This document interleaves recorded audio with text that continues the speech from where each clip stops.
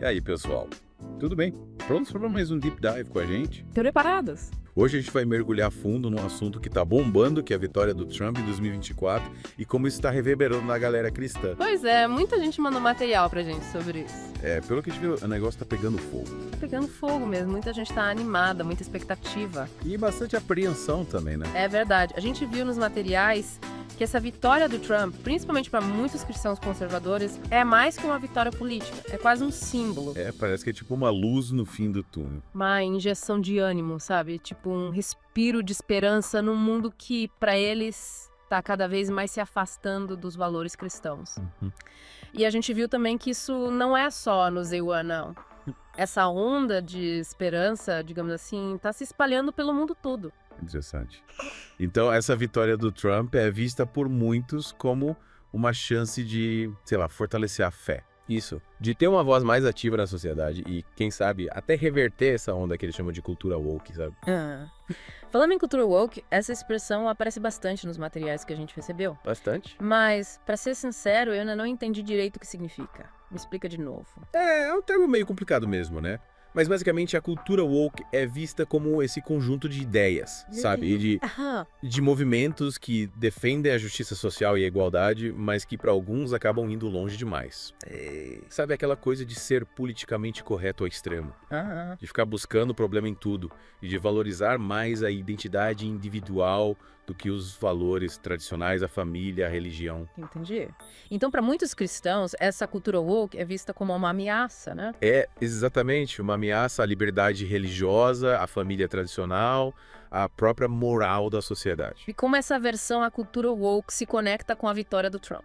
Bom, a gente viu que muitos cristãos enxergam no Trump um líder que não tem medo de peitar essa cultura woke, sabe? Eles admiram a postura dele de defender os valores tradicionais, de falar o que pensa sem rodeios. Sem papas na língua. E de se opor a essa agenda progressista que, para eles, está dominando tudo. Ou seja, o Trump seria tipo um escudo contra essa cultura woke. Exatamente. E essa é uma das grandes expectativas que a gente percebeu. A esperança de que o novo governo Trump consiga segurar essa onda woke e criar um ambiente mais favorável aos valores cristãos. Legal. E essa expectativa se traduz em ações, em planos concretos. Tipo, o que eles esperam que o Trump faça nesse novo mandato? A gente identificou 3 grandes expectativas, 3 áreas onde os cristãos esperam ver mudanças com Trump no comando. Combate à cultura woke em si, proteção dos cristãos perseguidos no mundo e o fortalecimento do apoio a Israel. Nossa, parece que a lista de desejos é grande. A gente tem bastante coisa para analisar. Mas, vamos com calma. Um passo de cada vez. Começando pela batalha contra a cultura woke. O que eles esperam que o Trump faça? Quais medidas concretas? Uma das grandes preocupações, como a gente viu, é com a educação. Muitos cristãos estão se sentindo acuados com o que eles chamam de doutrinação ideológica nas escolas, sabe?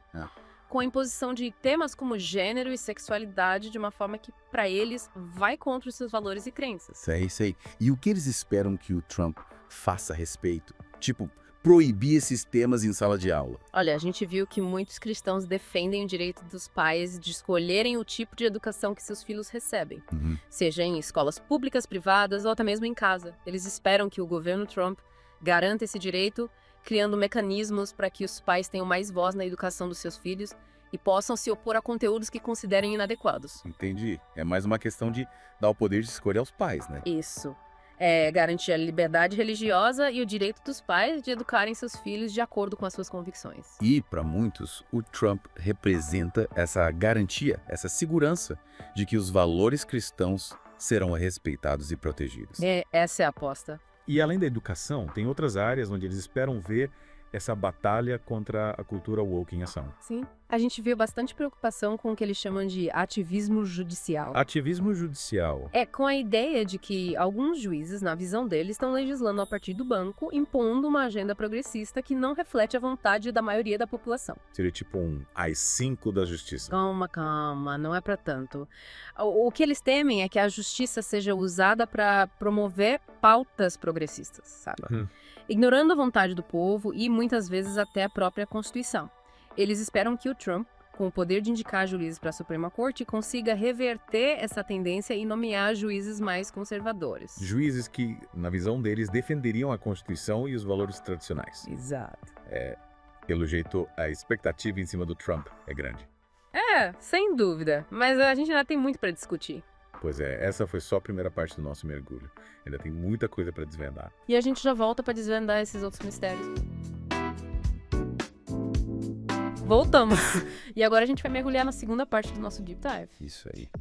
Na primeira parte, a gente viu as expectativas em torno do combate à cultura woke, mas a gente sabe que a vitória do Trump tem outros significados importantes para a galera cristã, né? Sim, com certeza. E um desses significados que a gente viu bastante nos materiais que você mandou é a esperança de que o Trump intensifique a proteção aos cristãos perseguidos no mundo. É verdade. E essa, pelo que eu vi, é uma questão que mexe muito com os cristãos, né? Sim, a gente percebeu que essa questão da perseguição religiosa é uma ferida aberta para muitos cristãos. É como se fosse um chamado à ação, sabe? Um dever de proteger os irmãos na fé que estão sofrendo. E essa não é uma preocupação nova, né? A gente sabe que a perseguição religiosa, infelizmente, é uma realidade em muitos países. Principalmente no Oriente Médio e na África. Exato. E o que a gente viu nos materiais é que muitos cristãos se sentiram meio que abandonados nos últimos anos, sabe? Eles sentiam que os governos, as organizações internacionais não estavam fazendo o suficiente para proteger os cristãos perseguidos. E aí entra o Trump como um salvador da pátria. Mais ou menos por aí. O Trump, durante o primeiro mandato, tomou algumas medidas que foram muito bem recebidas pela comunidade cristã. Sim. Como aquela ordem executiva que priorizava a ajuda a minorias religiosas perseguidas, incluindo os cristãos. Lembro dessa ordem executiva, deu o que falar na época. Muita gente criticou, mas para muitos cristãos, essa ordem foi um sinal claro de que o Trump estava disposto a usar o poder do ZUA para defender os cristãos perseguidos. E a gente viu nos seus materiais que a expectativa é que ele retome e amplie essas ações nesse novo mandato. Faz sentido. Afinal, ele já mostrou que não tem medo de enfrentar outros países, né? Essa postura mais, digamos, combativa do Trump é vista como um trunfo na luta contra a perseguição religiosa. Muitos cristãos esperam que ele pressione governos estrangeiros a respeitarem a liberdade religiosa, que use a influência do ZUA para garantir a segurança dos cristãos em países hostis. Entendi. Seria como se ele fosse um escudo protetor para esses cristãos que estão na linha de frente, né? Isso. E essa postura, essa defesa dos oprimidos, tem um forte embasamento bíblico, né?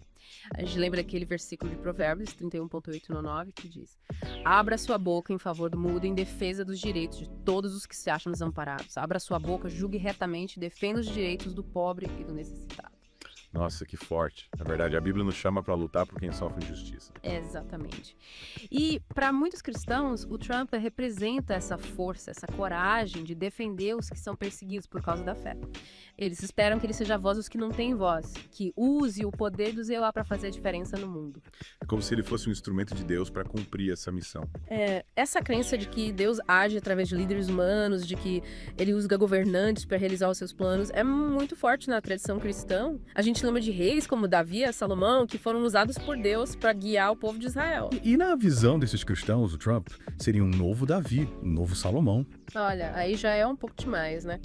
Talvez. Mas com certeza muitos cristãos veem no Trump um líder escolhido por Deus para liderar o mundo num momento crucial, um momento de grandes desafios. Entendi. E essa crença, essa fé no Trump como um instrumento de Deus se manifesta também na questão do apoio a Israel, né? Sim, sem dúvida. Israel, para muitos cristãos, é muito mais que um país. É a terra prometida, o lugar onde a história da salvação se desenrola, o palco dos eventos que marcaram o fim dos tempos. E como essa visão se conecta com o Trump? Bom, o Trump, durante o primeiro mandato, tomou medidas históricas em relação a Israel, como o reconhecimento de Jerusalém como capital e a transferência da embaixada americana para lá. Lembro bem disso. Deu o que falar no mundo todo. Muita gente criticou, mas para muitos cristãos, essas ações do Trump foram a realização de profecias bíblicas. Um sinal claro de que Deus está abençoando Israel através do governo americano. E qual é a relação disso com a vitória do Trump? O que eles esperam dele nesse novo mandato? A expectativa é que ele continue a fortalecer os laços entre os ZUA e Israel, que continue a defender os interesses israelenses no cenário internacional. E para alguns, isso pode significar até a participação do ZUA no futuro conflito no Oriente Médio, cumprindo as profecias que falam da Batalha do Armagedon. Nossa, a coisa tá ficando sério. Mas antes de a gente entrar nesse cenário apocalíptico, vamos voltar um pouco e entender a base bíblica dessa relação entre o apoio a Israel e a fé cristã. Claro.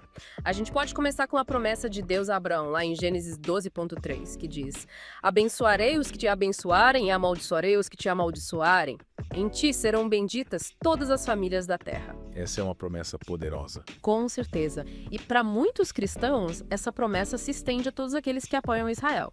Eles acreditam que as nações que abençoam Israel serão abençoadas por Deus, enquanto as que se opõem a Israel sofrerão as consequências. E, na visão deles, o Trump estaria cumprindo essa promessa ao se aliar a Israel. Exatamente. E essa crença se fortalece com outras profecias bíblicas, como as que falam sobre o retorno dos judeus à Terra Prometida, sobre a reconstrução do templo em Jerusalém e sobre a batalha final entre o bem e o mal, que terá Israel como palco principal. É muita informação para processar, mas acho que a gente está começando a entender a complexidade dessa relação entre a fé, a política internacional e o futuro do mundo. Sim, é importante a gente ter em mente que essas crenças, essas interpretações das profecias bíblicas moldam a visão de mundo de muitos cristãos. Eles enxergam a política, os conflitos internacionais através das lentes da sua fé. É como se eles estivessem buscando sinais do cumprimento da vontade de Deus nos eventos que acontecem ao redor do mundo. Exatamente, e essa busca por sinais, por pistas do que está por vir, nos leva a um terreno um tanto quanto peculiar.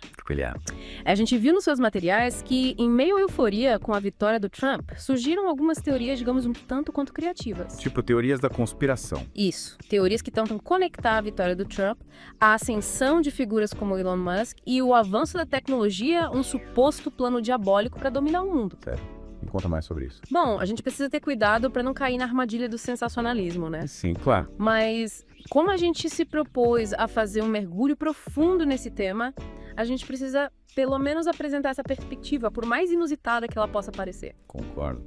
A gente não está aqui para julgar, mas para entender. Então, me explica. Qual a lógica por trás dessas teorias? A base dessas teorias é a crença de que o mundo está caminhando a passos largos para o fim dos tempos, para o apocalipse.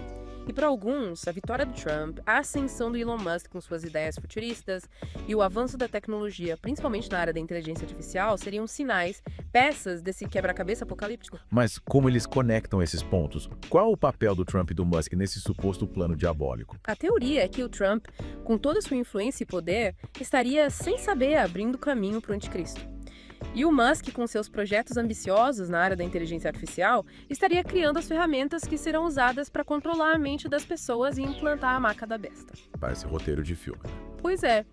E, por mais fantasiosa que essa teoria possa parecer, ela reflete um medo, a insegurança e a busca por respostas num mundo cada vez mais complexo. Entendi. É como se a gente estivesse vivendo um grande filme de suspense e não soubesse qual vai ser o final. Exatamente. E, para alguns, a vitória do Trump é mais um capítulo dessa história. Um capítulo que pode nos levar tanto para um reavivamento da fé quanto para um futuro distópico. Uau. Que suspense, mas acho que a gente precisa de um intervalo para respirar e digerir tudo isso, né? Verdade. A gente explorou as expectativas, as esperanças e os medos que cercam a vitória do Trump. Mas ainda falta um último capítulo. Como os cristãos devem se posicionar diante de tudo isso? Como conciliar a fé com a política num mundo tão polarizado? É verdade, ainda temos muito a conversar. Então a gente volta já para finalizar nosso mergulho.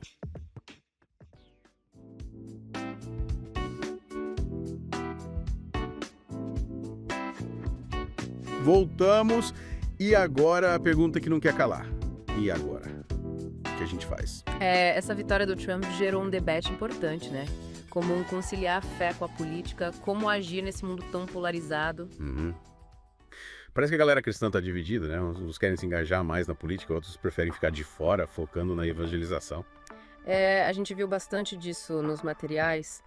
E como cristãos, acho que a gente tem que tomar cuidado para não ir para os extremos, né? Nem se isolar totalmente da política, nem se deixar levar pelas paixões, pelas ideologias. Aí, tipo, dando uma corda bamba, né? A gente precisa encontrar um equilíbrio. Agir de forma coerente com a nossa fé. E para isso, acho que o mais importante é lembrar do que Jesus ensinou. Amar a Deus e ao próximo. Essa é a base de tudo, o amor. Mas e na prática, como aplicar isso na política? Bom, primeiro a gente tem que lembrar que o nosso reino não é deste mundo. A nossa missão principal é o evangelho, a mensagem de Jesus. A política é importante, mas não pode ser o centro da nossa vida. Mas isso não quer dizer que a gente deve se omitir, né? A gente não pode ignorar a injustiça, a corrupção, tudo de errado que acontece no mundo. Claro que não. A gente tem o dever de lutar por um mundo mais justo, mais humano, mais próximo do que Deus quer. Mas essa luta tem que seguir guiada pelo amor, pela compaixão, pelo diálogo. Uhum. E não pelo ódio, pela violência, pela imposição das nossas crenças. Entendi. É como se a gente fosse um farol, né? Iluminando o caminho, mas sem tentar controlar o barco. Perfeito. A gente precisa ser luz, ser sal, ser exemplo. mas sem querer impor a nossa vontade para os outros. A gente tem que respeitar as diferenças, buscar o diálogo, construir pontes. Acho que essa postura é fundamental nesse momento, né? A gente viu como a vitória do Trump dividiu os cristãos. Gerou muita discussão, às vezes até conflito. E a gente precisa entender que existem várias visões de mundo dentro da comunidade cristã, diferentes interpretações da Bíblia, diferentes formas de se envolver com política. E tudo isso precisa ser respeitado, acolhido com amor. A gente precisa concordar em discordar, né? É isso. A gente precisa ter a humildade de reconhecer que não sabe tudo, que a nossa visão é limitada e que a gente pode aprender com quem pensa diferente. E acho que essa é a grande lição que a gente tira desse Deep Dive, né? Ter a mente aberta, o coração compassivo e estar disposto a ouvir o outro. Com certeza. E, acima de tudo, ter fé. Confiar que Deus está no controle, que Ele tem um plano e que, no final, o bem vencerá. Que mensagem linda pra gente encerrar. Acho que você resumiu tudo de forma brilhante. Que bom que você gostou. Espero que esse Deep Dive tenha te ajudado a entender melhor esse assunto e a encontrar o seu próprio caminho. Com certeza. A gente se despede por aqui, mas a conversa continua, né? Afinal, a vida é um aprendizado constante. É isso aí. E que Deus nos guie nessa jornada. Amém. Um grande abraço a todos e até o próximo Deep Dive.